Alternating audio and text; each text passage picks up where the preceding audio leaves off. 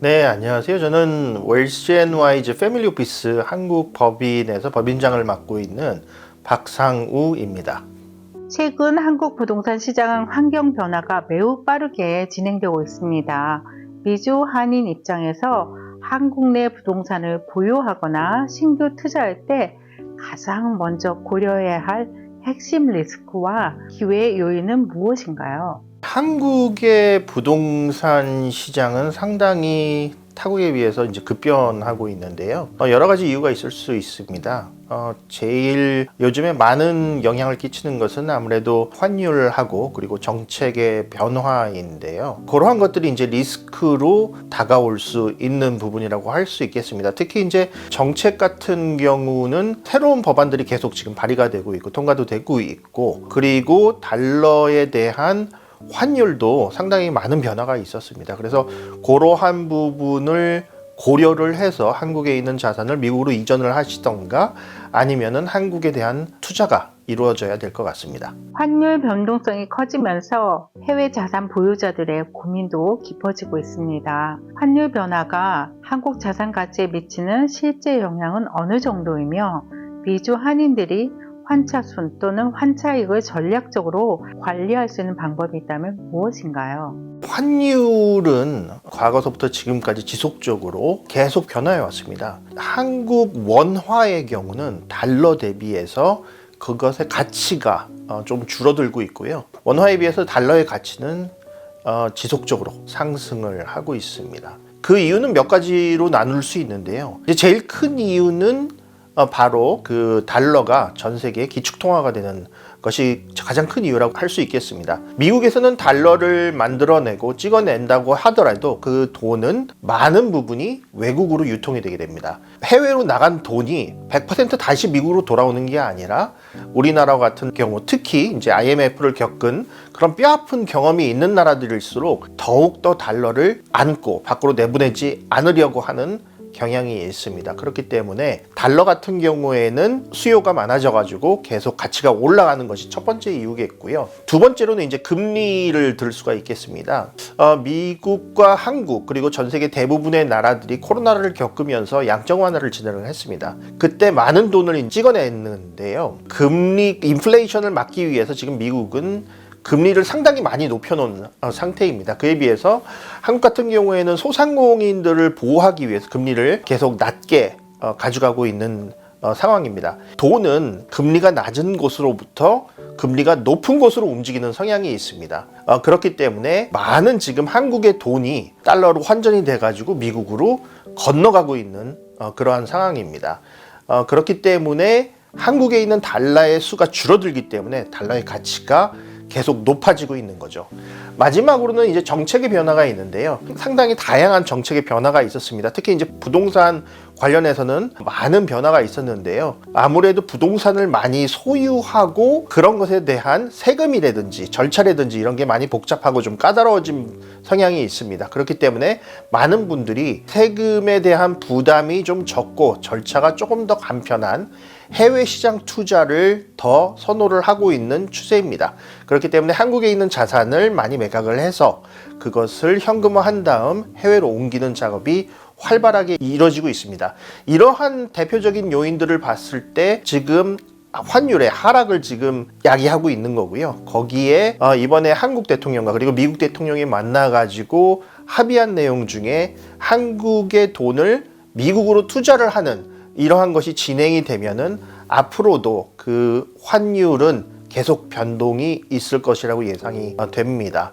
이러한 그 환율의 변동으로 인해서 여러분들이 한국에 가지고 계시는 그러한 특히 이제 부동산 같은 경우라든지 이러한 자산의 가치가 달러 대비 상대적으로 많이 낮아질 수가 있어요.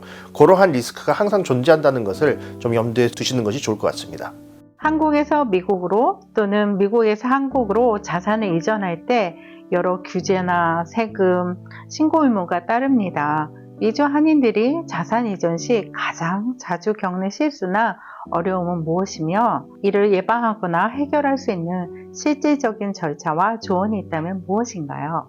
지금 미국에서 거주하고 계시는 교민들의 경우 한국에서 다양한 경로로 해가지고 부동산을 비롯한 다양한 형태의 자산을 보유를 하고 계신 것으로 저희는 파악을 하고 있습니다. 이러한 자산을 한국에서 가지고 계심으로 인해서 지금 다양한 세금이 발생을 하고 있고, 그리고 계속 변화하는 정책 때문에 이러한 것에서 되게 혼란을 겪으시는 분들이 많은 걸로 알고 있습니다. 대표적인 케이스로 2세대 그리고 3세대로 넘어가 있는 자산의 경우는 2세대, 3세대가 언어적인 어려움이 있을 수도 있고요.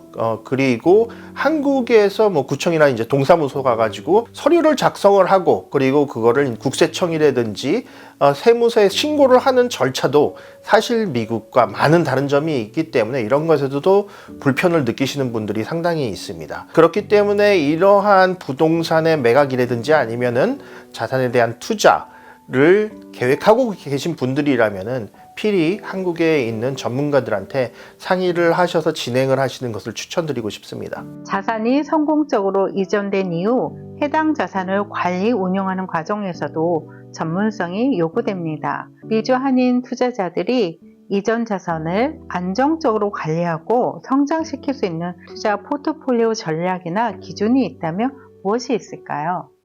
한국에 있는 자산이 이제 미국으로 이전이 완료가 됐다는 가정하에 중요한 것은 그 자산을 어떻게 하면은 더 효율적이고 안전하게 유지를 할 수 있을까, 그리고 자산을 어떻게 더 불릴 수 있을까 하는 것이 제일 큰 관심거리일 것 같은데요. 그러한 면에서 저희가 추천드리는 방법은 diversification, 분산 투자죠. 그리고 long-term investment, 장기 투자입니다. 한국인이 가지는 특성상 자산에 대한 투자를 생각하실 때 많은 분들이 부동산을 생각을 하십니다. 실질적으로 한국에 있는 분들의 가지고 있는 자산의 80% 이상이 부동산 자산이라는 그러한 연구 결과도 있었었고요. 하지만 부동산의 모든 자산이 집중되어 있다면은 사실 그 승계에 좀 어려움이 있습니다.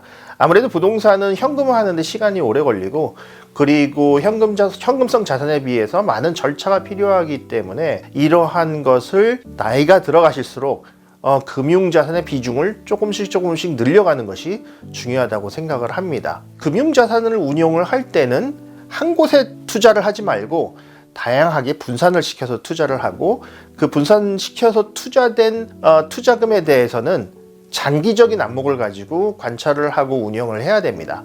사실 부동산에 비해서 주식 투자 같은 경우에는 이제 경제라든지 뭐 이런 것이 조금 더 복잡하게 얽혀 있을 수가 있어요. 그렇기 때문에 이러한 부분도 꼭 포트폴리오를 만들기 전에 전문가와 상의를 하시고 운용을 하시는 것을 추천드리고 싶습니다. 마지막으로 미주 한인 이민자 입장에서 한국 자산을 보유하는 것이 갖는 장점과 단점은 각각 무엇이라고 보시나요? 그리고 지금과 같은 변동성 높은 시대에 꼭 체크해야 할 핵심 리스크가 있다면 어떤 게 있을까요? 네, 우선 장점과 그리고 단점에 대해서 말씀을 드리도록 하겠습니다. 우선 장점을 말씀드리자면 한국은 정말 빠르게 성장해왔던 그러한 나라입니다. 다른 나라의 모범이 될 정도로 큰 성장을 이뤄낸 나라인데요.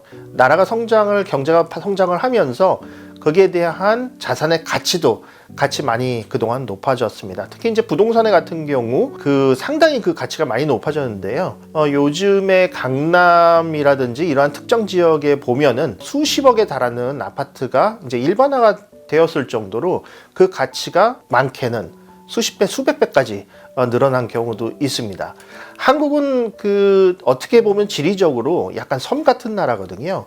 섬 같은 나라에 많은 분들이 인프라가 좋은 서울로 밀집을 하고 있는 현황입니다. 그렇기 때문에 저희가 판단할 때는 서울에 있는 특히 이제 강남을 비롯한 일부 지역의 집값은 계속 상승할 걸로 생각이 됩니다. 하지만 아까 말씀드렸다시피 환율에 대한 리스크, 그리고 복잡해지는 절차, 그리고 세계 정세, 이러한 리스크들이 항상 존재를 하기 때문에 이러한 내용을 계속 주시하시면서 많은 자료를 가지고 공부를 하신 다음에 결정을 하시는 것이 좋을 것 같습니다.